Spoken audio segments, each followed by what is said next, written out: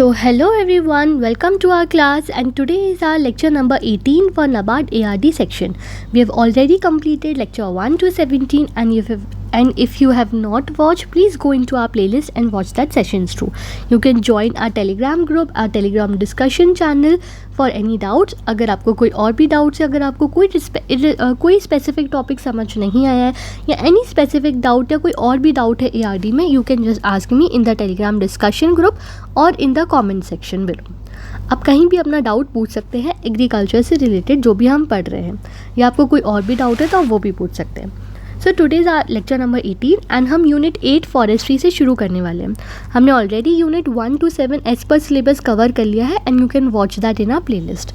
Now in lecture number 18 we are going to cover lecture 8 that is forestry. Forestry में हमें ये 6 topics को cover करना है.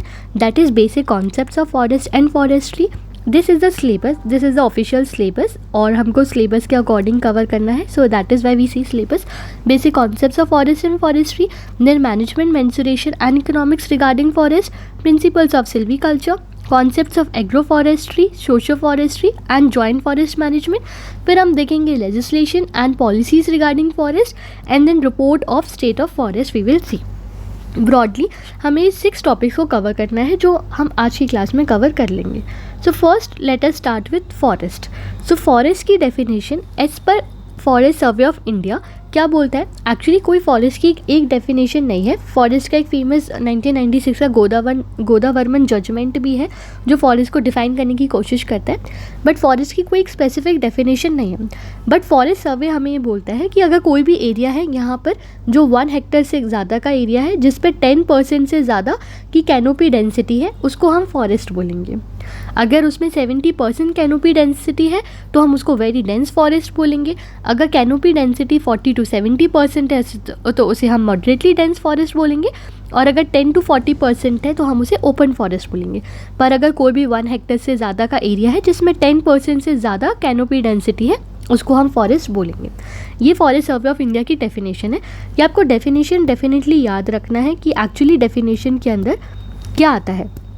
सो आपको ये याद रखना है कि in area more than 1 hectare जो कैनोपी डेंसिटी है वो 10% से ज़्यादा होनी चाहिए, that is called as forest. And जो फॉरेस्ट की 3 कैटेगरीज हैं that is very dense, moderately dense and open forest. Now इसमें हम irrespective of ownership and legal status की बात करते हैं, यानी वो प्राइवेट लैंड पे हो सकता है या वो गवर्नमेंट नोटिफाइड फॉरेस्ट भी हो सकते हैं. So that is forest. Now let us read about classification of forest. तो हमने फॉरेस्ट को लीगल क्लासिफिकेशन के बेसिस पर हमने उसको 3 डिफरेंट पार्ट्स में डिवाइड किया as per India forest act 1927. तो 3 पार्ट्स में हमने डिवाइड किया, that is reserved forest, protected forest and unclassed forest. Reserve forest almost 53% है, protected forest almost 30% and unclassed forest are almost 17%. ये अब अप्रॉक्सीमेटली फिगर्स है जो आप याद रख सकते हैं कि अप्रॉक्स रिजर्व फॉरेस्ट कितने हैं इंडिया में, अप्रॉक्स प्रोटेक्टेड फॉरेस्ट कितने हैं इंडिया में एंड अप्रॉक्स अनक्लास्ड फॉरेस्ट कितने हैं इंडिया में. अब रिजर्व फॉरेस्ट का मतलब क्या होता है. रिजर्व्ड फॉरेस्ट यानी जिस फॉरेस्ट को मैक्सिमम प्रोटेक्शन मिला हुआ है, जैसे कि जो एक्टिविटीज़ होती हैं ग्रेजिंग करना, हंटिंग करना, वो बैंड है अनलेस परमिटेड, और इसमें ये स्टेट गवर्नमेंट की अथॉरिटी के अंदर आते हैं. यानी हाईएस्ट प्रोटेक्टेड फॉरेस्ट की अगर हम बात करेंगे ये MCQ फॉर्म में आएगा कि which of the following is the highest protected forest. So answer would be reserved forest. क्योंकि हमारा एग्ज़ाम MCQ फॉर्म में है तो हमको हमेशा सोच कर चलना है कि MCQs कैसे आ सकते हैं, राइट. सो हम ये सोच कर चलेंगे कि MCQ फॉर्म में अगर ये फ्रेम हुआ क्वेश्चन तो ये ऐसे फ्रेम हो सकता है कि अगर वो क्वेश्चन पूछेगी कि हाईएस्ट प्रोटेक्टेड फॉरेस्ट कौन सा है तो आंसर होगा reserve forest. Then protected forest में उसे कम प्रोटेक्शन होता है, लिमिटेड प्रोटेक्शन. जो एक्टिविटीज़ होती हैं वो अलाउड है अनलेस स्पेसिफिकली प्रोहिबिटेड, यानी वो एक्टिविटीज़ तब तक अलाउड है जब तक स्पेसिफिकली ना बोला जाए कि एक्टिविटी अलाउड नहीं है, तब तक वो एक्टिविटी अलाउड है. एंड फर्स्ट वाले में मैक्सिमम प्रोटेक्शन था, वो तब तक बैन है जब तक अलाउ नहीं किया जाए, it's just opposite. Then unclassed forest. Unclassed forest यानी जिसकी कोई क्लियर ओनरशिप नहीं है, कोई क्लियर मैनेजमेंट नहीं है. ये ऑफन कम्युनिटी या प्राइवेटली ओन्ड होते हैं और ये कम्युनिटी और प्राइवेट के अंदर ही आते हैं, जबकि जो रिजर्व्ड और प्रोटेक्टेड फॉरेस्ट है वो स्टेट गवर्नमेंट के अथॉरिटी के अंदर आते हैं. सो आई होप आपको ये लीगल क्लासिफिकेशन जो है इंडियन फॉरेस्ट एक्ट 1927 के अकॉर्डिंग ये क्लियर हो गया होगा. Reserve forest, protected forest and unclassed forest. Now हम सेकंड क्लासिफिकेशन देखेंगे, that is based on purpose of use, यानी कि यूज़ के पर्पस पे हमने फॉरेस्ट को 3 डिफरेंट कैटेगरीज में डिवाइड किया। अब जो चीज़ याद करने वाली है वो मैं ऑलरेडी हाईलाइट करके आपको बता रही हूँ। जैसे आपको ये याद रखना है, अप्रॉक्स वैल्यूज़ याद रखनी है, फिर ये याद रखना है मैक्सिमम प्रोटेक्शन, ये याद रखना है कि किस लीगल क्लासिफिकेशन पे बेस्ड है। बट कुछ फॉरेस्ट के आज के लेक्चर में कुछ ऐसी चीज़ें होंगी जो आपको सुनने में बस सुनना है और समझना है उस चीज़ को, क्योंकि वो आपको सुनकर ही समझ आ जाएगी वो चीज़ होती क्या है। उस पर हम अपना ज़्यादा टाइम भी वेस्ट नहीं करेंगे और बस थोड़ा सा पढ़कर हम आगे चलेंगे, बिकॉज आर पर्पसेस कि हमको एग्ज़ाम निकालना है और हम अपना टाइम वेस्ट नहीं कर सकते फालतू की चीज़ों में। तो जो हमें आता है वो हम नहीं पढ़ेंगे। Now functional classification based on purpose of use, तो ये ऑलरेडी हमें आता है। कुछ चीज़ें ऐसी है जो हम एक बार बस रीड कर सकते हैं, जैसे कि प्रोटेक्शन फॉरेस्ट, यानी जो हमें प्रोटेक्शन देता है, जैसे कि सॉइल कंजर्वेशन हम करते हैं विंड ब्रेक्स के लिए एक्सेट्रा। देन प्रोडक्शन फॉरेस्ट, यानी हम कमर्शियल पर्पज़ के लिए जब यूज़ करते हैं, टिम्बर प्रोड्यूस करने के लिए, फ्यूल वुड प्रोड्यूस करने के लिए या बैम्बू प्रोड्यूस करने के लिए।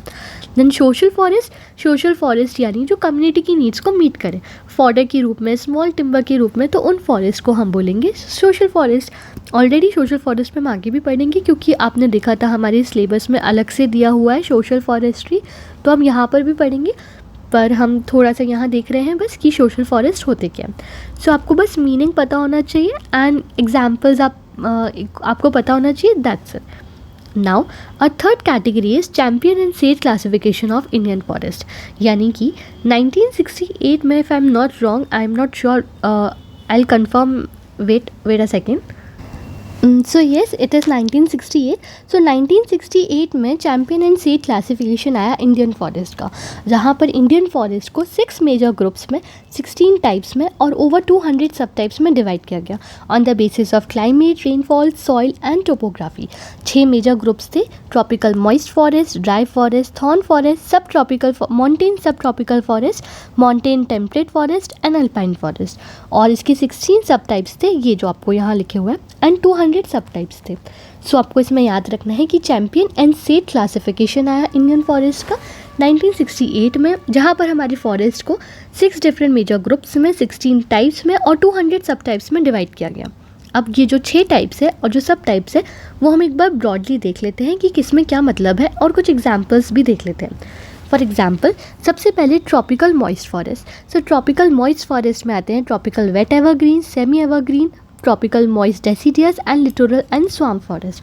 एक्चुअली ये सारे फॉरेस्ट का भी बहुत डिटेल होता है, बहुत ज़्यादा डिटेल इन्फॉर्मेशन है, बट क्योंकि हमारे एग्जाम के लिए उतना ही रेलिवेंट है, हम इसे बहुत शॉर्ट में कवर कर रहे हैं, क्योंकि ऑलरेडी जो क्वेश्चंस हैं वो या तो इसी पे आएंगे या फिर और चीज़ों पर आते हैं। तो दिस इज़ वाई हम बहुत ज़्यादा डिटेल में नहीं जा रहे हैं इस टॉपिक के। पर अगर आपको लग रहा है ये बहुत ज़्यादा शॉर्ट फॉर्म है और बहुत ज़्यादा डिटेल आपको चाहिए फॉरेस्ट के इस क्लासिफिकेशन का, तो हम उसके बारे में भी डिस्कस कर सकते हैं बाद में। सबसे पहले ट्रॉपिकल मॉइस्ट फॉरेस्ट, यानी जिसकी रेनफॉल रेंज ज़्यादा होती है 200 सेंटीमीटर्स, जो कि हमारे western Ghats, north east India, Andaman, Orissa, Tamil Nadu जैसे रीजन्स में मिलते हैं। वेस्टर्न घाट्स अगर आपको पता होगा, if this is our India, in short I am drawing,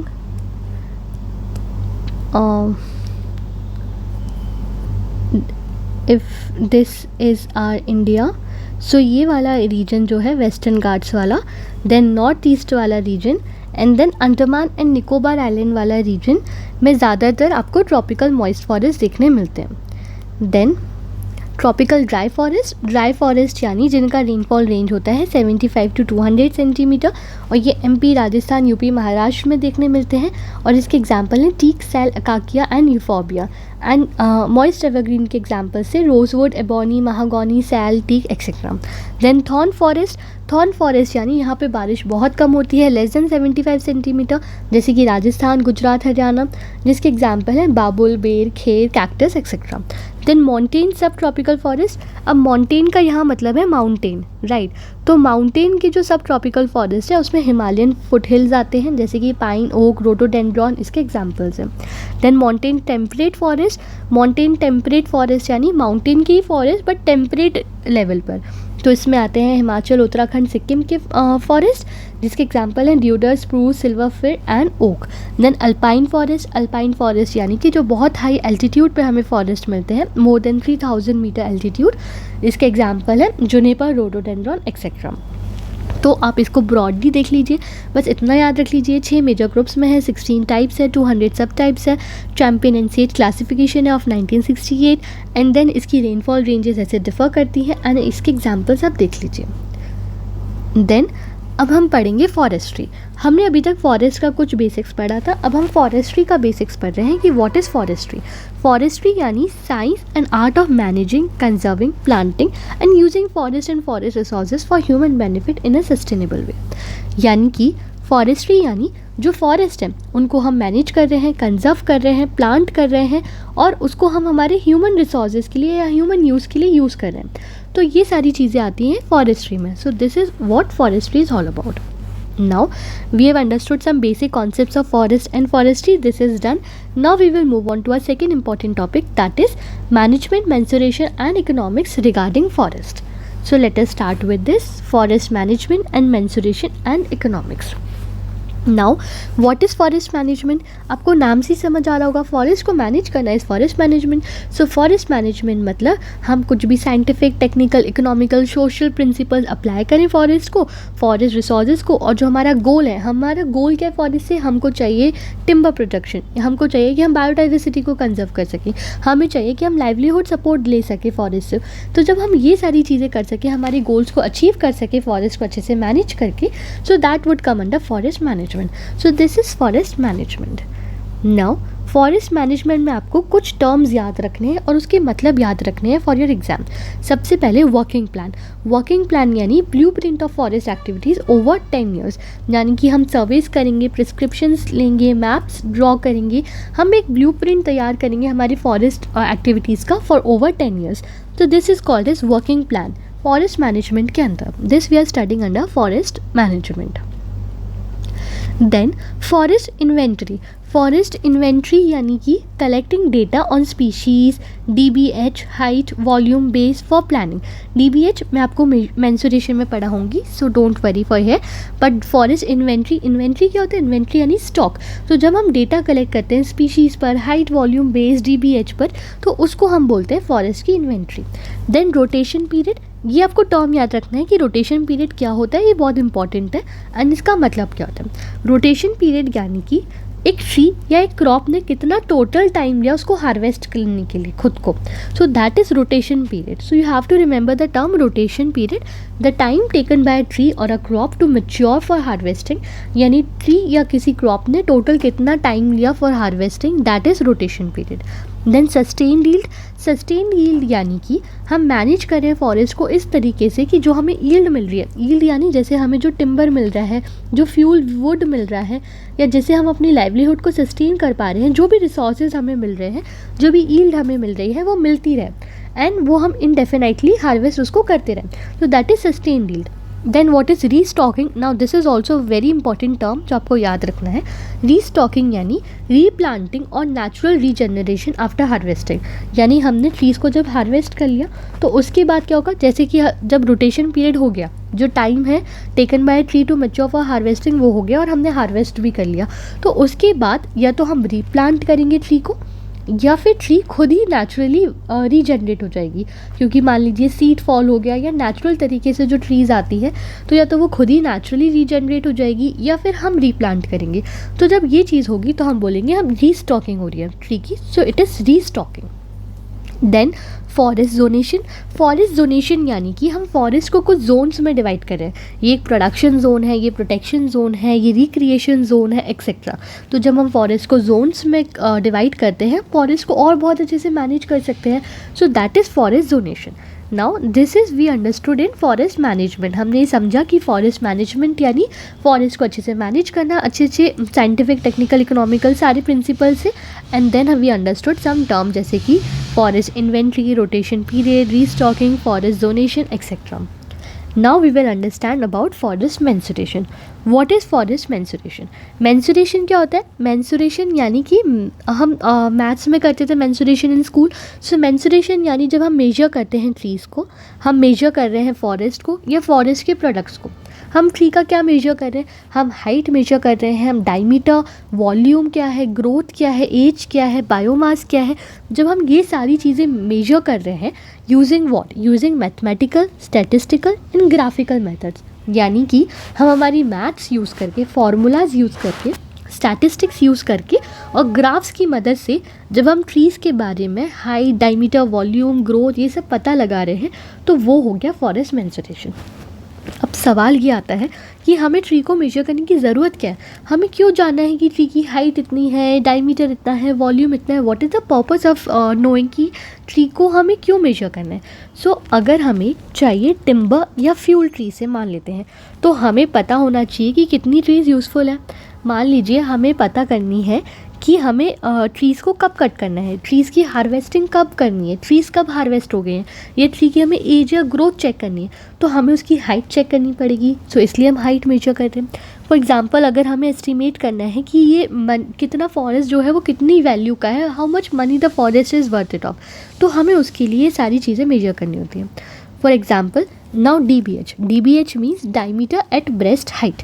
so DBH यानी डायमीटर एट ब्रेस्ट हाइट अगर हमें पता करना है तो हम विथ जो है ट्री के ट्रंक का वो मेजर करेंगे। अब आपको ये नंबर याद रखना है, दैट्स इट फॉर दिस, कि आपको ये नंबर याद रखना है कि अगर हमें DBH मेजर करते हैं तो हम मेजर करते हैं at width of tree trunk at 1.37 metre और 4.5 फीट फ्रॉम ग्राउंड, यानी कि ग्राउंड से 1.37 मीटर या 4.5 फीट की ऊपर हम जो ट्री का जो ट्रंक है उसकी विड्थ को मेजर करते हैं।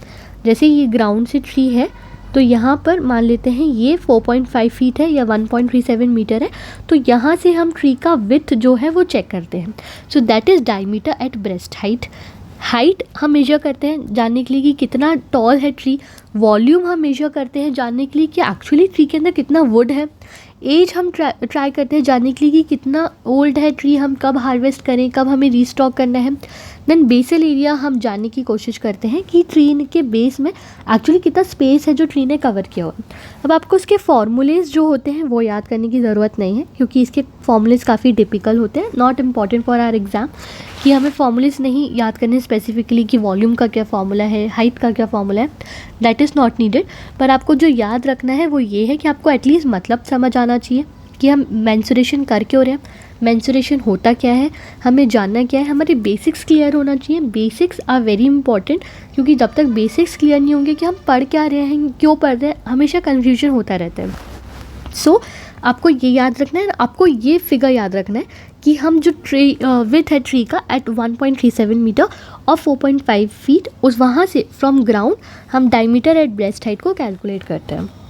नाउ अब हम कुछ टूल्स याद करेंगे ना, जो याद करने का है वो आई एम टेलिंग यू। अब आपको टूल्स याद करने हैं कि हम क्या टूल्स यूज़ करते हैं to measure this. For example हम टेप यूज़ करते हैं टू मेजर ट्री का थिकनेस और गर्थ यानी सर्कमफेरेंस। देन हम क्लिनोमीटर यूज़ करते हैं to measure tree height using angles. हम इंक्रीमेंट बोरर यूज़ करते हैं to find tree age. Volume table हम यूज़ करते हैं टू एस्टिमेट कि वुड का कंटेंट कितना है from DBH plus height. So tape use करते हैं हम थिकनेस के लिए। आप अगर नोट्स बना रहे हैं तो आप बस ऐसे लिखिए tools and just write tape, thickness, clinometer, height, then just write increment borer पूरा लिखिए, then age, then volume table. Volume से क्या पता चलता है, वुड कितना है अंदर। सो ऐसे बना के आप नोट्स बना सकते हैं शॉर्ट फॉर्म में। अगर आपको PDF चाहिए तो I am already providing you in the channel, तो वो आप ऑलरेडी ले ही सकते हैं। बट खुद के नोट्स बनाना भी बहुत इंपॉर्टेंट होता है क्योंकि आपको याद बेटर रहता है। देन इंक्रीमेंट बोरर एज के लिए, क्लिनोमीटर हाइट के लिए, टेप जो है थिकनेस के लिए, एंड वॉल्यूम टेबल कितना वुड है उस चीज़ के लिए। अब कुछ टर्म्स हैं ट्री के ग्रोथ टर्म्स जो बहुत इंपॉर्टेंट है, जो आपको याद रखने हैं। First term is current annual increment, second term is mean annual increment, and third is कि जब ये दोनों इक्वल होंगे तब क्या होगा। Very easy to understand. Current annual increment यानी करेंट यानी प्रेजेंट, करेंट का मतलब होता है जो इस साल जो चल रहा है। करेंट एनुअल इंक्रीमेंट, इंक्रीमेंट मतलब होता है ग्रोथ, तो यानी कि, और एनुअल मतलब होता है ईयरली, तो जो इस साल में ट्री में जो ग्रोथ हो रही है that is current annual increment, present year growth. इसको आप कभी भी कोई वर्ड ऐसा लगा कि लंबा है, बड़ा है, तो just break that word. Current यानी प्रेजेंट, एनुअल यानी ईयरली, इंक्रीमेंट यानी growth, so present year growth. Then mean annual increment, what is mean, mean मतलब एवरेज, एंड एनुअल मतलब ईयरली, एंड इंक्रीमेंट यानी ग्रोथ, तो इसका मतलब है मीन एनुअल इंक्रीमेंट मतलब एवरेज ईयरली ग्रोथ कितना होता है, that is mean annual increment. अब याद ये रखना है कि जब current annual increment is equals to mean annual increment होगा तो ये बेस्ट टाइम है कि आप हार्वेस्ट कर सकते हैं ट्रीज़ को. So when current annual increment is equals to mean annual increment, it is the best time to harvest our trees. This you have to remember. Now, what are types of measurement that are used? Types of measurement में हमें 3 types of measurements पढ़ने हैं. That is standing tree, felled tree and forest stand. Standing tree यानी जब tree खड़ी हुई है, cut नहीं हुई है, तब हम मेजर करेंगे, तो that is standing tree. Failed tree, failed मतलब गिरना, सो फेल्ड ट्री यानी जब ट्री को हमने कट कर दिया है तब हम मेजर करें. फॉरेस्ट स्टैंड, फॉरेस्ट स्टैंड यानी कि हमने बहुत सारी ट्रीज़ को साथ में मेजर करा है पर hectare, so that is called as forest stand. तो हम इन डिफरेंट कैटेगरीज में, इन डिफरेंट टाइप्स में फॉरेस्ट को मेजर कर सकते हैं. सो कुछ की फैक्ट्स हैं जो हमने ऊपर पढ़े हैं उसी से रिलेटेड. फर्स्ट इज GBH जो आपको याद रखना है, it is 1.37 metre height at. Then increment borer जो है वो एज और ग्रोथ बताता है. क्लिनोमीटर और ऑल्टीमीटर जो है वो हाइट बताता है. जब mean annual increment is equals to current annual increment होगा तो it is best time to harvest, यानी कि इकोनॉमिक रोटेशन करने का बेस्ट टाइम है. और जो वॉल्यूम टेबल है वो हमको वुड की क्वांटिटी बताता है विदाउट कटिंग, ताकि हम जान सकें कि इस पर्टिकुलर ट्री में कितना वुड है. सो ये आपको फैक्ट्स सारे याद रखने हैं, important. Now our third term was forest economics. Let me just take you back to syllabus. हम ये syllabus पढ़ रहे थे, बेसिक कॉन्सेप्ट्स हम पढ़ चुके हैं फॉरेस्ट एंड फॉरेस्ट्री के. Management mensuration is done and now we will read about economics regarding forest. So our next term is forest economics. अब इकोनॉमिक्स यानी कुछ भी प्रॉफिटेबल या कुछ भी money related, that is economics. यानी वो इकोनॉमिक्स की ब्रांच है ये टू फॉरेस्ट रिसोर्सेज, ताकि हम जो फॉरेस्ट को हार्वेस्ट कर रहे हैं या जो मैनेज कर रहे हैं वो हम एक प्रॉफिटेबल और एक सस्टेनेबल वे में कर पाएँ. सो दैट इज़ फॉरेस्ट इकोनॉमिक्स. ये हमको हेल्प करता है कि जो कॉस्ट और रिटर्न्स है फॉरेस्ट प्रोजेक्ट्स का हम वो कैलकुलेट कर पाए, हम ये डिसाइड कर पाए कि हमारा कब बेस्ट टाइम है कि अब हम ट्रीज़ को कट करें, बिकॉज बेस्ट टाइम पे अगर हम ट्रीज़ को कट करेंगे तो हमें ज़्यादा प्रॉफिट मिलेगा. देन ये इवैल्यूएट करने में मदद करते हैं value of timber and non timber forest products and planning investments in forestry. देन ये वही सारी चीज़ें लिखी हुई है, पर आपको कुछ इकोनॉमिक्स के टर्म्स है जो आपको याद होनी चाहिए. फॉर एग्जांपल रोटेशन एज जो हम पढ़ चुके हैं, best time to harvest a tree जब MAI is equals to CAI होगा. साइट क्वालिटी यानी जब प्रोडक्टिविटी लेवल है फॉरेस्ट साइट का, वो हम हाइट की ट्री के ऊपर बेस्ड होकर ये डिसाइड करेंगे कि कितना प्रोडक्टिविटी लेवल है फॉरेस्ट साइट का. स्टम्पेज वैल्यू, स्टम्पेज वैल्यू यानी कि जो ट्री खड़ी हुई है फॉरेस्ट में बिना उसे कट करे उसकी अभी कितनी क्या वैल्यू है, so that value is called as stumpage value. Annual yield यानी कि कितना वुड हार्वेस्ट कर सकता है पर ईयर, उसको हम मीटर पर क्यूब पर ईयर में कैलकुलेट करते हैं. प्रेजेंट वैल्यू यानी जो करंट वैल्यू है फ्यूचर रिटर्न्स की फ्रॉम फॉरेस्ट वो कितनी है. डिस्काउंटिंग, डिस्काउंटिंग यानी कि हम प्रेजेंट वैल्यू जो कैलकुलेट करते हैं मेथड से, जिस मेथड से हम प्रेजेंट वैल्यू कैलकुलेट करते हैं फ्यूचर इनकम की, उस मेथड को हम डिस्काउंटिंग कहते हैं. देन कॉस्ट बेनिफिट रेशो यानी हम कितना कॉस्ट लगा रहे हैं वर्सेस हमें कितना बेनिफिट होगा. तो total benefit by total cost is cost benefit ratio.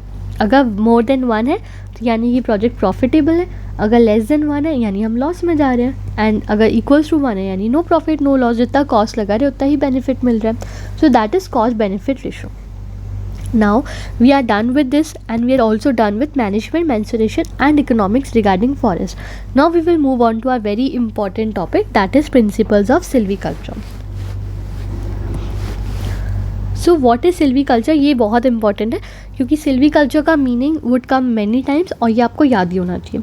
So silviculture यानी कि होता है ट्रीज़. फॉर एग्जांपल हम ट्रीज़ को कैसे प्रोटेक्ट करें, कैसे ग्रो करें, कैसे मैनेज करें फॉरेस्ट को ताकि हमें अच्छी ट्रीज़ मिले, अच्छे प्रोडक्ट्स मिले.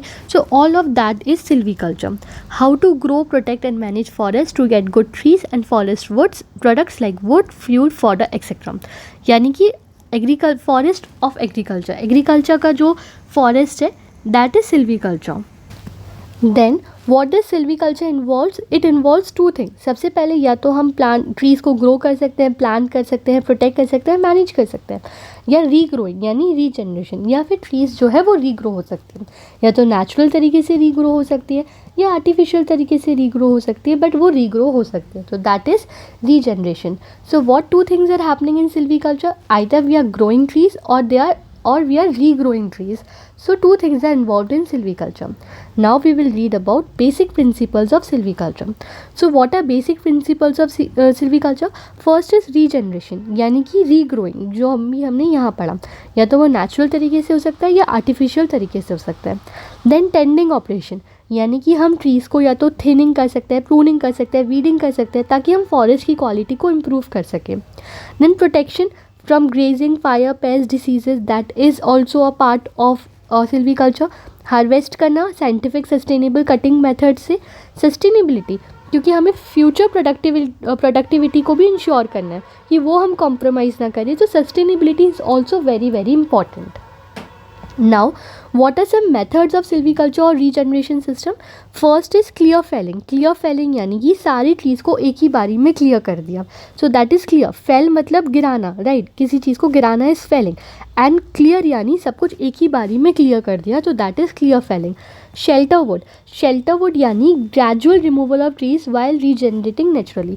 यानी अगर कोई ट्री है वो रीजनरेट हो रहा है नेचुरली. फॉर एग्जांपल यहाँ पे एक ट्री है, यहाँ पर एक ट्री है, एक्सेट्रा. ऐसे कुछ ट्रीज़ है पर हमने क्या करा, हम ग्रेजुअल रिमूवल कर रहे हैं. पहले ये हटाया फिर ये हटाया, तो ग्रेजुअली जब हम रिमूव कर रहे हैं तो that is shelterwood. Then selection system. Trees are harvested selectively uneven age forest. यानी हमने सिलेक्टिवली हार्वेस्ट करा है ट्रीज़ को, तो दैट इज़ सिलेक्ट करके selection system. Then coppice system. Coppice system यानी कि हम नियर बेस से ट्री को कट कर रहे हैं. ये हम आगे भी पढ़ेंगे. पर for example this is a tree, पर हम इसे बिल्कुल यहाँ बेस से कट कर रहे हैं. सो ताकि ये जो ग्रोथ है वो हो पाए वापस स्टेम से, स्टम्प से. So that is coppice system. But don't worry, coppice system हम आगे डिटेल में पढ़ेंगे. So don't worry. Silviculture versus forestry. Silviculture is a narrow term, forestry is a broad term. Then silviculture में हम tree की बात करते हैं, ट्री कल्टीवेशन की बात करते हैं. फॉरेस्ट्री में हम पूरे इकोसिस्टम की बात करते हैं. बट ऐसा बोल सकते हैं कि forestry, silviculture is a part of forestry. Operational level पे सिल्वीकल्चर की बात करते हैं और स्ट्रैटेजिक और एडमिनिस्ट्रेटिव लेवल पे हम फॉरेस्ट्री की बात करते हैं. Now we will read about सब इम्पॉर्टेंट सिल्वीकल्चर टर्म्स जो कि एग्जाम के लिए इम्पॉर्टेंट है. First is pollarding. आपको इस सब की मीनिंग पता होना चाहिए. आप अगर नोट्स बना रहे हैं तो नोट्स में मीनिंग लिख सकते हैं. अगर आप पीडीएफ्स रेफ़र करने वाले हैं तो आपको लिखने की फिर ज़रूरत ही नहीं, आप पीडीएफ्स में देख सकते हैं. सो मीनिंग सबसे पहले आपको पता होना चाहिए कि पोलार्डिंग का मतलब क्या होता है, लॉपिंग का मतलब क्या होता है, और हम आगे जो वर्ड्स पढ़ेंगे उनका मतलब क्या होता है. सो पोलार्डिंग यानी कि हमने जो ऊपर की ब्रांचेज है वहाँ तक हमने एक हाइट तक, एक सर्टेन हाइट तक हमने ट्री को काट दिया. हमने कुछ हाइट छोड़ी है इसमें. मेन आपको कीवर्ड याद रखना है हाइट इन पोलार्डिंग. पोलार्डिंग में हमने अपर ब्रांचेस को हटा दिया है, लेकिन हमने एक सर्टेन हाइट तक हमने ट्री को छोड़ा है ताकि जो हम नए शूट्स आने वाले हैं उनका हम और ज़्यादा इंकरेजमेंट कर सकें, ताकि और ज़्यादा अच्छे से नए शूट्स आ सके. So that is pollarding. Pollarding में हम एक सर्टेन हाइट तक हम अपर ब्रांचेस को कट कर रहे हैं. देन लॉपिंग. लॉपिंग यानी कि लॉपिंग में आपको एक कीवर्ड याद रखना है, दैट इज़ साइड ब्रांचेस. जैसे आपको पोलार्डिंग में हाइट याद रखना है, ऐसे आपको लोपार्डिंग में याद रखना है साइड ब्रांचेस. लॉपिंग में हम क्या कर रहे हैं, हम जो साइड ब्रांचेस है उसको हटा रहे हैं, हम मेन स्टेम को नहीं हटा रहे हैं. This is a main stem, हम उसको नहीं हटा रहे हैं, बट जो साइड ब्रांचेस है हम उसको कट कर रहे हैं. So that is lopping. अब लॉपिंग और पोलार्डिंग में ये डिफरेंस है कि लॉपिंग जो होता है वो लोअर है, जेंटलर है, पर पोलार्डिंग हम एक हाइट पर कर रहे हैं और पीरियोडिकली हम पोलार्डिंग को प्रैक्टिस करते हैं. सो आपको कंफ्यूज नहीं होना है. I am again telling you, दो वर्ड्स पढ़े हैं, पोलार्डिंग, लॉपिंग. पोलार्डिंग यानी एक सर्टेन हाइट तक हमने ब्रांचेस को कट कर दिया है. लॉपिंग यानी हमने सर्टेन हाइट नहीं देखी है पर हमने साइड ब्रांचेस को कट कर दिया है. Then coppicing. कॉपाइसिंग और coppicing whatever you want to say. Coppicing और कॉपिसिंग जो है उसमें हमने क्या किया है, ग्राउंड लेवल पर ट्री को कट कर दिया है बेस से. यू कैन सी कितना छोटा छोटा ये रह गया है. सो इसमें आपको कीवर्ड याद रखना है ग्राउंड लेवल कटिंग. तो ग्राउंड लेवल पर जब हमने ट्री को कट कर दिया है ताकि वो रीग्रो कर सके multiple stems through the stump, तो इसलिए हमने ये एट द ग्राउंड लेवल पर इसको कट कर दिया है ट्री को. So that is coppicing. Then Our fourth important term is Tongya system. So Tongya system, Tongya जो word है वो म्यांमार या बर्मा ओरिजिन वर्ड है जिसको हमने ब्रेक करा है टोंग एंड या. सो टोंग मतलब होता है हिल एंड या मतलब होता है कल्टीवेशन. सो यानी कि हिल कल्टीवेशन इसको म्यांमार में बोलते हैं. टोंग्या सिस्टम क्या है? टोंग्या सिस्टम में आपको दो चीज़ें याद रखनी है. दैट इज़ सबसे पहले टोंग्या मतलब होता है tree plus crop on a forest land and इसको हम करते हैं for 1 to 3 years. Young trees को हम प्रैक्टिस करते हैं. यानी कि क्या किया है ना, हमने इसमें क्या किया है, मान लीजिए ये ट्रीज़ है राइट. तो यहाँ पर जब 1 से 3 साल के बीच में जो ये ट्रीज़ है, ये छोटी छोटी ट्रीज़ है, तो यहाँ बीच में हमने क्रॉप्स को ग्रो कर दिया. पर अगर 1 से 3 साल के बाद जब ये ट्रीज़ बड़ी होने लगेंगी तो ऑब्वियसली क्रॉप्स के लिए सनलाइट को ब्लॉक करेंगी और क्रॉप्स तक जो चीज़ें हैं वो नहीं पहुंचने देंगी. इसलिए उसके बाद हम इसे प्रैक्टिस नहीं करते. इसलिए सिर्फ ये 1 to 3 years यानी यंग ट्रीज़ के लिए करा जाता है. यानी कि जब हम फॉरेस्ट लैंड पर ट्रीज़ और क्रॉप्स को दोनों को साथ में ग्रो करते हैं, that is taungya system. So this taungya system also you have to remember. Then pricking out. Pricking out यानी कि हमने नर्सरी बेड से या पॉलीथीन देख सकते हैं ना, ये पॉलीथीन बैग्स, और इसमें जब हमने ट्रीज़ को यहाँ सीडलिंग्स को नर्सरी बेड से यहाँ पर जब ट्रांसफ़र कर दिया है, प्रिकिंग आउट यानी मतलब bringing from nursery to here, that is pricking out. Then crown. Crown यानी ये जो पूरा लीफी पार्ट है, अपर पार्ट है, that is called as crown. So you have to remember this, that is called as crown. Now these are terms जो हमने पढ़े, जो इम्पॉर्टेंट टर्म्स है, और इसका शॉर्ट में meaning is given. Now MCQs, you should know. Example, if question comes, which system combines agriculture with tree planting in early plantation years? So that is we studied Tongya system. क्योंकि early plantation years जब 1 से 3 साल के बीच में जब practice होता है कि हम एग्रीकल्चर को ट्री के साथ प्लांट करते हैं, so that is called as Tongya system. Then what is the practice of cutting side branches keeping the main stem intact? तो हमने पढ़ा था side branches जैसा कुछ भी आएगा तो that is lopping. Which technique encourages multi-stem growth from the stump? So जब हम बेस तक बहुत ही छोटे में हम जब काट रहे हैं और फिर हम कर रहे हैं कि यहाँ ये स्टम्प से मल्टीपल स्टेम्स की रीग्रोथ हो, so that is coppicing. Which term denotes leafy top of a tree? ये जो पार्ट हमने पढ़ा था, leafy top of a tree, this is a crown. And the practice of severe crown pruning that encourages dense regrowth at a fixed height. Height अगर आ जाएगा, fixed height की हम बात कर रहे हैं, so that is pollarding. Now what are silviculture system? अभी तक हमने silviculture के बारे में पढ़ा, टाइप्स पढ़ा, and then we studied some terms. Now we are studying what are silviculture systems. Silviculture system यानी कि वो प्रोसेस जिसे हम फॉरेस्ट को 3 चीज़ें कर रहे हैं, टेंडेड, हार्वेस्टेड और रीजेनरेटेड. सबसे पहले टेंडिंग ऑपरेशन यानी कि हम उसको थिनिंग, प्रूनिंग जो अभी हम और ये जो हम कर रहे हैं प्रैक्टिसेस, प्रिकिंग आउट और ये सब जो हमने प्रैक्टिसेस की, तो दैट इज़ थिनिंग, प्रूनिंग, और भी हम जो ऑपरेशंस कर रहे हैं दैट इज़ टेंडिंग ऑपरेशन. ये करने के बाद हम जाएंगे हार्वेस्टिंग पे, यानी कि हम उसको हार्वेस्ट करेंगे, फेलिंग मेथड, ट्रीज़ को हम रिमूव करेंगे. देन रीजनरेशन मेथड, जब हम ट्रीज़ को रीजनरेट करेंगे.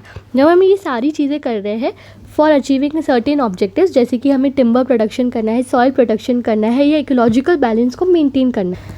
सो that is our silviculture system. Now first we will study about felling methods. Felling method यानी कि हम मैच्योर ट्रीज़ को कैसे हार्वेस्ट कर रहे हैं या कट कर रहे हैं. हमें पता होना चाहिए कि किस ट्रीज़ को कब कट करना है, कैसे करना है और कितनी करना है. सो इसलिए हम फेलिंग मेथड्स पढ़ते हैं.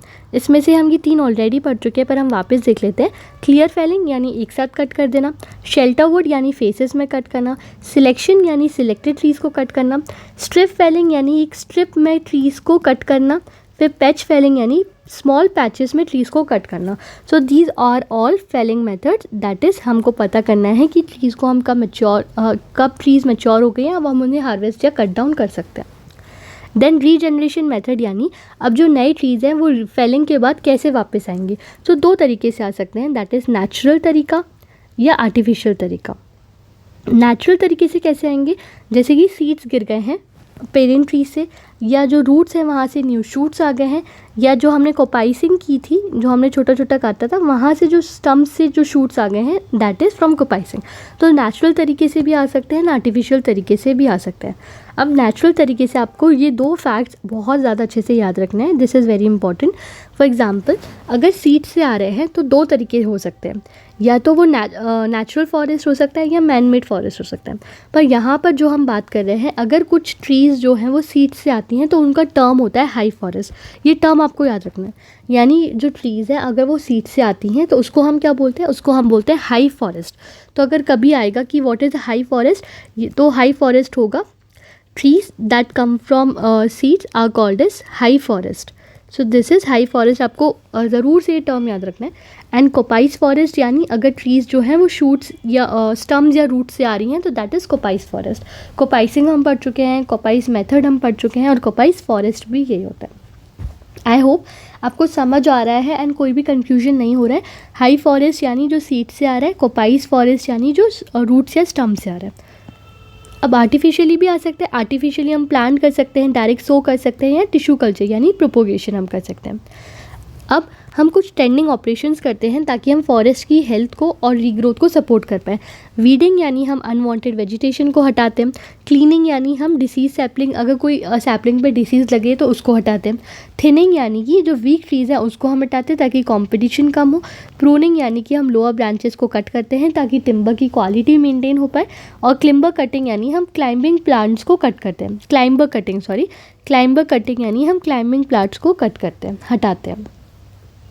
So now we are done with principles of silviculture 2, and we will move on to our next topic, that is concepts of agroforestry, social forestry and joint forest management.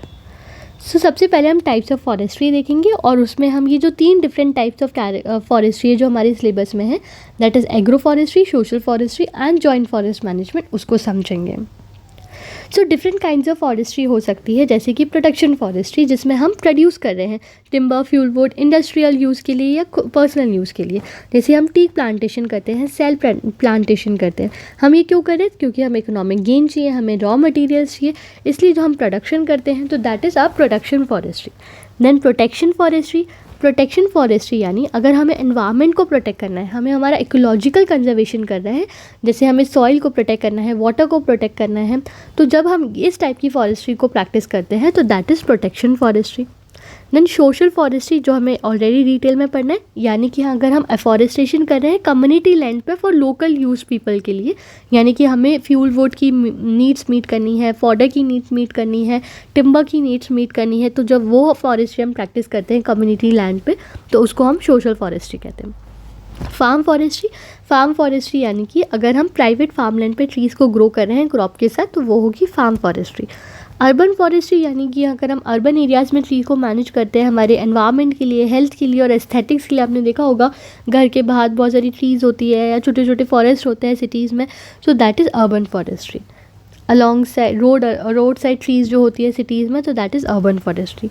Agro forestry हमें detail में पढ़ना है, that is अगर हम trees को, crops को और life stocks को साथ में ग्रो कर रहे हैं on the same land, that is agro forestry. आप देख सकते हैं एग्रो मतलब एग्रीकल्चर, यानी हम साथ में एग्रीकल्चर भी प्रैक्टिस कर रहे हैं फॉरेस्ट्री के, तो दैट इज़ एग्रो फॉरेस्ट्री।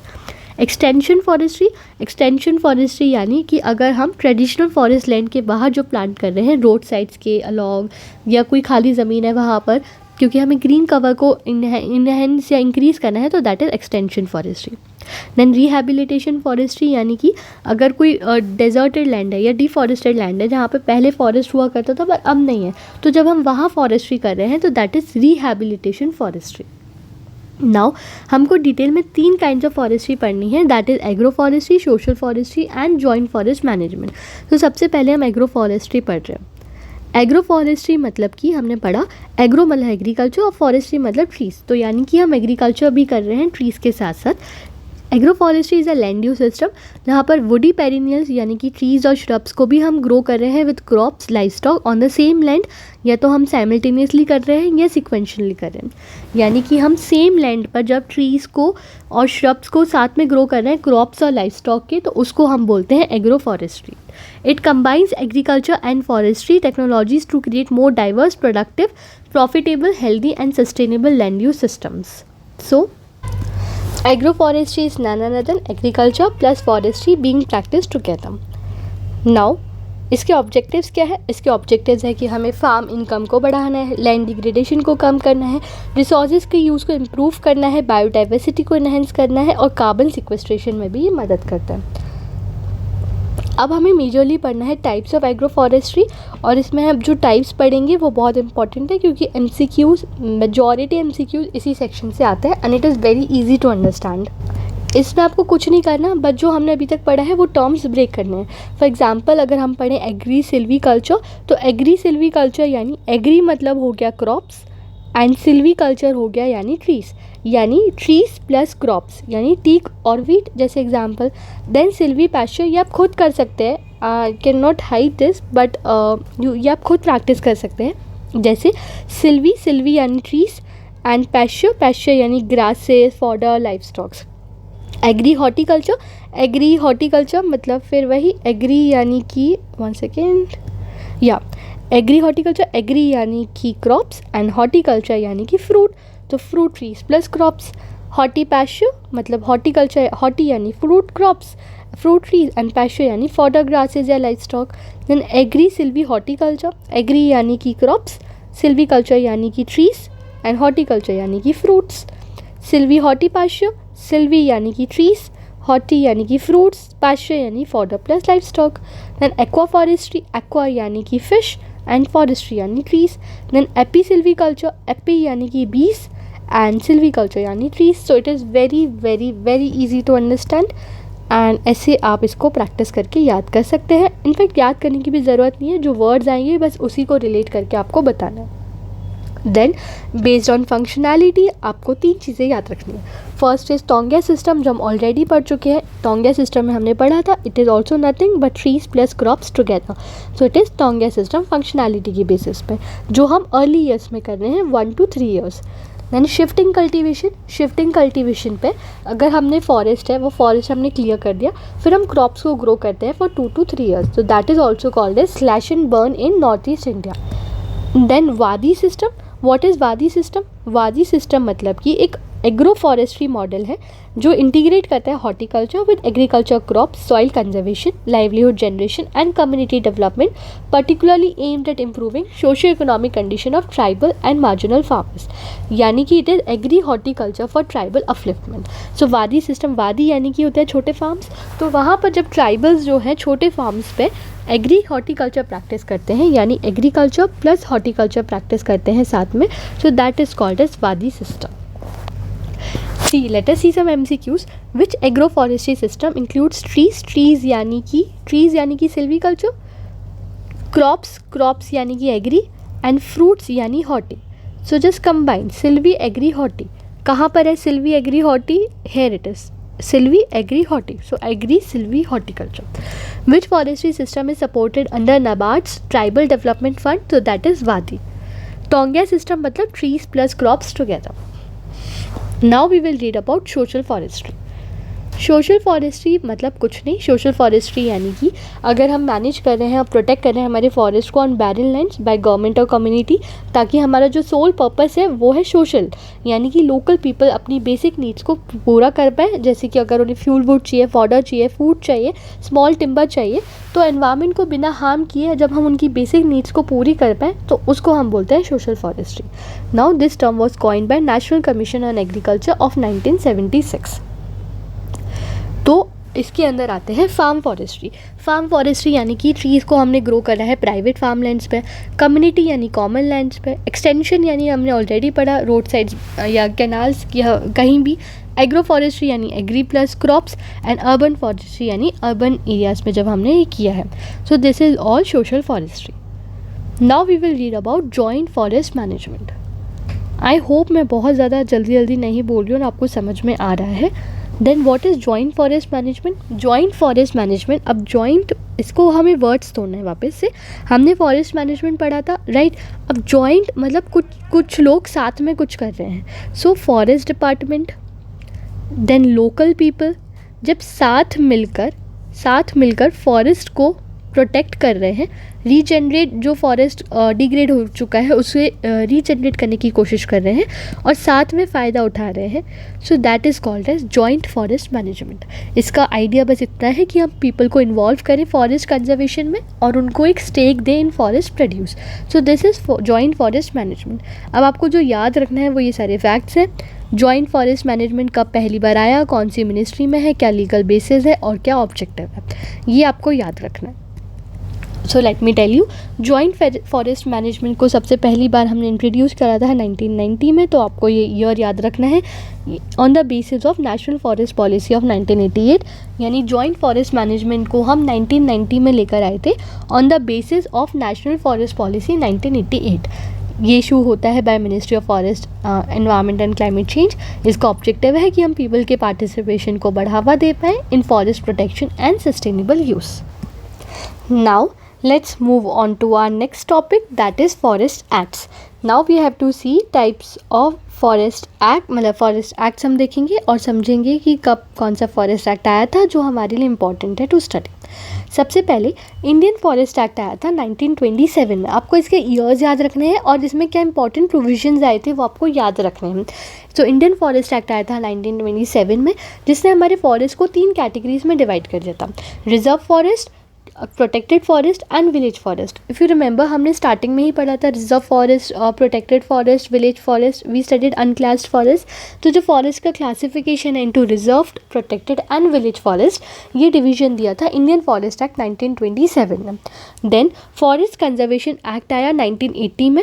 और इसमें क्या हुआ, इसमें आया कि अगर किसी को फॉरेस्ट लैंड को डाइवर्ट करना है, जैसे कि मान लेते हैं फॉरेस्ट लैंड है और यहाँ पे किसी को एक इंडस्ट्री या फैक्ट्री खोलनी है, तो वो ट्रीज़ को ट्रांसफ़र करेगा कहीं और. तो जो फॉरेस्ट लैंड जो परमिशन है उसको सेंट्रल गवर्नमेंट की अप्रूवल चाहिए to divert forest land for non forest use. इसमें हमने फोकस दिया on our forest preservation and compensatory afforestation fund भी इंट्रोड्यूस किया था. इसका मतलब ये है कि जैसे मान लेते हैं कि किसी ने एक ट्री निकाली तो उसके बदले उसको क्या कॉम्पनसेशन देना पड़ेगा, तो वो कॉम्पनसेशन अफॉरेस्टेशन फ़ंड में आएगा, उसको अफॉरेस्टेशन करना पड़ेगा. मान लेते हैं उसने डाइवर्ट करा है non forest land to for forest purposes, forest land for non forest purposes, तो उसके लिए कॉम्पनसेटरी अफॉरेस्टेशन फ़ंड बनाया गया. So this all happened in Forest Conservation Act of 1980. Then Wildlife Protection Act आया था 1972 में. एक्चुअली वाइल्ड लाइफ से ही related है बट फॉरेस्ट में इसलिए इंपॉर्टेंट है क्योंकि इसी एक्ट में हमारे national parks, wild life centuries, ये सब का प्रोविज़न जो है वो वाइल्ड लाइफ प्रोटेक्शन एक्ट में ही आया था. So wildlife protection act of 1972 is important. Forest conservation act आपको याद रखना है 1980 में आया और इसमें क्या क्या प्रोविजंस थे. Then for us a very important act is environmental protection act of 1986. ये एक्ट जो है भोपाल गैस स्ट्रैटेजी जब हुई थी 3 दिसंबर को, तो उसके बाद ये एक्ट को इंट्रोड्यूस करा गया था 1986 में, एनवायरमेंटल प्रोटेक्शन एक्ट.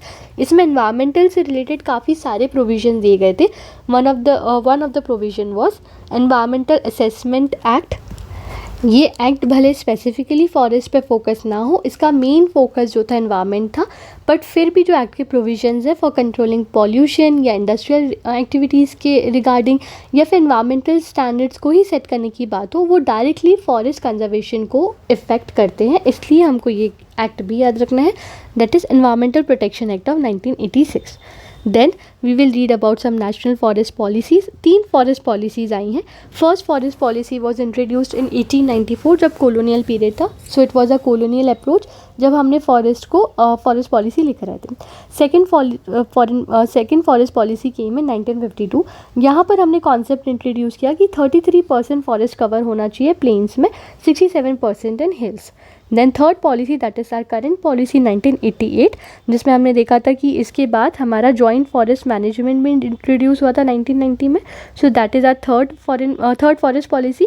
इसमें बर्थ हुआ जॉइंट फॉरेस्ट मैनेजमेंट का and priority was given to environmental stabilities and we recognize forest dwellers role in protection too. So this is our third forest policy of 1988. Now we are done with basic concepts: management, mensuration, economics, silviculture, agroforestry, joint forest, social forestry and joint forest management. We also studied legislation and policies regarding forest in India. Now our last topic is left, that is report on state of forest in India, that is released by Ministry of Forest, Environment and Climate Change. So now we will read about report on state of forest in India. Now let us read and understand report's important point. तो 2023 में 18th edition of report was released. ये जो report है ये biennial यानी साल में, ये 2 साल में एक बार आती है. It is biennial. First time this report was release in 1987 and 2023 का it is 18th edition of the report. ये रिलीज़ करती है फॉरेस्ट सर्वे ऑफ इंडिया, जो कि इस्टेब्लिश हुई थी 1981 में और इसका हेडक्वार्टर है देहरादून में. अब national forest policy of 1988 mandate करता है कि 33% एरिया जो है वो ट्री और फॉरेस्ट कवर के अंदर होना चाहिए. तो इस फॉरेस्ट के कुछ इंपॉर्टेंट पॉइंट्स हैं वो आपको याद होना चाहिए. First is green cover. तो ग्रीन कवर हमारी कंट्री में 25% क्रॉस कर चुका है already. So now that is 25.17%, जिसमें फॉरेस्ट कवर है 21.76% एंड ट्री कवर इज़ 3.41%. 2021 में फॉरेस्ट कवर में और अभी के फॉरेस्ट कवर में 0.05% का इंक्रीज़ देखा गया और ट्री कवर पहले था 2.91%, अब हो गया है 3.41%. यानी दोनों ट्री कवर और फॉरेस्ट कवर में हमने इंक्रीमेंट देखा है. देन फॉरेस्ट कवर एरिया और परसेंटेज वाइज. तो area wise forest cover highest है Madhya Pradesh, then Andhra Pradesh and I think that's Arunachal Pradesh. Wait a second, I am sorry, I should have written only here it's Arunachal Pradesh. So first is in MP, second is Arunachal Pradesh and then in Chhattisgarh.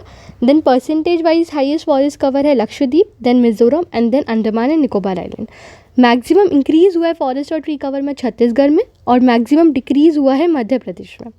North east में सिर्फ मिज़ोरम ने ही increase देखा है. Then mangroves की बात करें तो mangroves में डिक्रीज़ हुआ है मैंग्रोव्स 2021 से. तो मैंग्रोव्स डिक्रीज़ हुआ है 7.43 square kilometre. Highest increase has been seen in the Andhra Pradesh. So it is Andhra Pradesh. Highest increase देखा है हमने आंध्र प्रदेश में, हाईएस्ट डिक्रीज़ देखा है हमने गुजरात में. बट वैसे अगर मैंग्रोव्स देखें तो हाईएस्ट मैंग्रोव्स हमें मिलते हैं वेस्ट बंगाल में, then Gujarat and then Andaman and Nicobar island. So now let us see some PYQs questions on the unit जो अभी हमने कवर किया and then we are done with this unit. और अगर आपको कोई और डाउट्स हैं तो आप पूछ सकते हैं कमेंट सेक्शन में या डिस्कशन ग्रुप में. एंड आई होप आपको एक सेशन समझ आ रहा हो एंड आया हो. Now let us see some PYQs. When a farmer cultivates perennial trees for commercial purposes alongside cultivation of crops for subsistence, this forestry is called as what? तो जब हम commercial purposes के लिए forestry करेंगे तो it is commercial forestry. Name the type of social forestry in which intergovernmental and non-governmental forest and land are cultivated by the people to harvest benefit. जब by the people कुछ चीज़ होगी तो that is community driven, तो that is community forestry. What is agroforestry system where perennial hedges and crops are grown together? तो ये अभी हमने पढ़ा. यानी perennial hedges and crops. तो crops यानी कि हो गए हमारे एग्री. एंड ऐसा कौन सा एग्रो सिस्टम है जहाँ पे पेरिनियल हेजेस और क्रॉप्स को साथ में ग्रो किया जाता है? So that is agri silviculture, जहाँ पे हम क्रॉप्स और ट्रीज़ को साथ में ग्रो कर रहे हैं. What is the minimum fraction of area to be covered under forest and tree cover under national forest policy? So that is 1/3 और 33% जो हमने पढ़ा. So that is 1/3. Now what is a kind of forestry system जहाँ पे trees है, trees यानी कि हो गया सिल्वी, क्रॉप्स यानी एग्री एंड पाश्चर यानी कि पेस्टोरल. तो this system is agri silvi pastoral. So A is the right answer. I hope आपको सेशन समझ आया हो, आपने सीखा हो कुछ नया. And if you like this session please like share and comment and thank you for watching.